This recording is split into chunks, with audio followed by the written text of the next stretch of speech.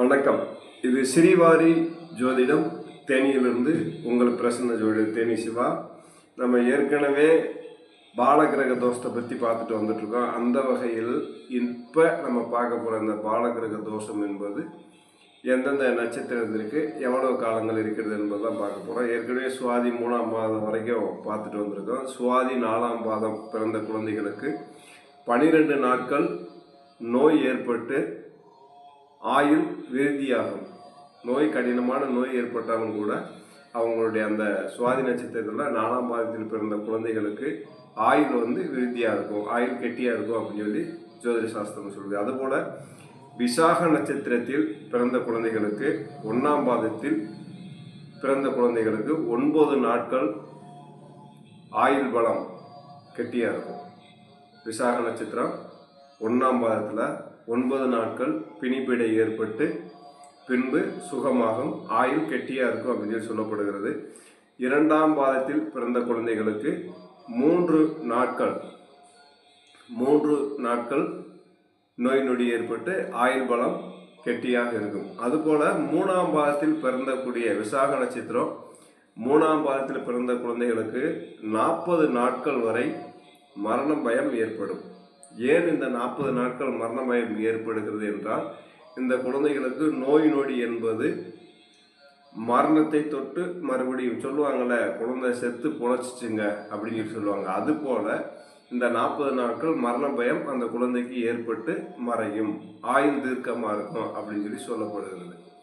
இந்த 40 நாட்களில் ஏற்படக்கூடிய மரண பயம் என்பது எவ்வாறெல்லாம் இருக்கிறது அப்படின்னு பார்த்தீங்கன்னா, கடுமையான திடீர்னு நல்லா இருக்கும், திடீர்னு ஒரு மாதிரி ஆயிடும், திடீர்னு மூச்சு குத்தங்கள் வரும், திடீர்னு ஏதாவது ஒரு சம்பவம் நடக்கும், அல்லது வண்டி வாகனத்தில் போகும்போது ஆக்சிடென்ட் ஆக தெரிஞ்சுங்க, நல்ல வேலை குழந்தை தப்பிச்சிச்சுங்க அப்படின்னா அந்த மாதிரி மரண பயம் ஏற்படும். அதுபோல் இது எவ்வளோ காலங்கள்னா, அந்த 3ஆம் பாதத்தில் விசாக நட்சத்திரம் 3ஆம் பாதத்தில் பிறந்தவங்களுக்கு விசாக நட்சத்திரம் 3ஆம் பாதத்தில் பிறந்தவங்களுக்கு 40 நாட்கள் வரைக்கும் அந்த மரண பயம் இருக்கும் அப்படின்னு சொல்லப்படுகிறது. அதுபோல் 4ஆம் பாதத்தில் பிறந்த குழந்தைகளுக்கு பாட்டனும் தாயும் மரணம் ஏற்படும் அப்படின்னு சொல்லப்படுகிறது. இது எல்லாமே நமக்கு முன்னாடி இருக்கக்கூடிய சித்த பெருமான்கள் நமக்கு சொன்ன விஷயங்கள் தான் நம்ம எடுத்து சொல்லிகிட்டு இருக்கோம். 4ஆம் பாதத்தில் பிறந்த குழந்தைகளுக்கு விசாக நட்சத்திரத்தில் பாட்டனுக்கும் தாயாருக்கும் மரண பயம் ஏற்படும் அப்படின்னு சொல்லி வச்சப்படுகிறது. அதுபோல் அனுசம் 1ஆம் பாதத்தில் பிறந்த குழந்தைகளுக்கு பிதா மரணம் அடையும் அப்படின்னு சொல்லி இருக்கிறது. அப்போ இதெல்லாம் பார்க்கும்போது நம்ம அந்த பாலகிரக தோஷம் என்பது ஒவ்வொருவருடைய பிறந்த நட்சத்திரத்தை வச்சு பார்த்து அதுக்கு தகுந்தாற் போல் வழிபாடு முறைகள் சொல்லி அனுப்பும்போது கண்டிப்பாக அவர்களுடைய வாழ்க்கையில் மிகப்பெரிய ஒரு வெற்றி அடைய முடியும் அப்படின்றத சொல்ல முடியும். இந்த குழந்தைகளுக்கு இந்த தோஷமும் நிவர்த்தியாகும் அப்படின்னு சொல்லப்படுகிறது. இது நமக்கு கிடைக்கக்கூடிய விஷயத்த மக்களுக்கு போய் சேரணும் அப்படின்றதுக்காக தான் நம்ம சொல்லியிருக்கோம்.